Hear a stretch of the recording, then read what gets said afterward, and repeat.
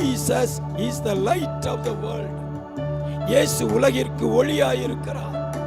வானத்தையும் பூமியையும் படைத்தவர் இயேசு. வானங்கள், பூமி, சமுத்திரம் அவைகளில் உள்ள எல்லாவற்றையும் பிதாவின் சித்தத்தின்படி படைத்தவர். எல்லாம் ஒரு காலத்திலே ஆதாம் ஏவாளுடைய கீழ்ப்படியாமையினால் கெட்டது. ஆனால் தேவகுமாரன் இயேசு கிறிஸ்துவாகிய உலகின் ஒளி உலகத்திற்குள் வந்தார்.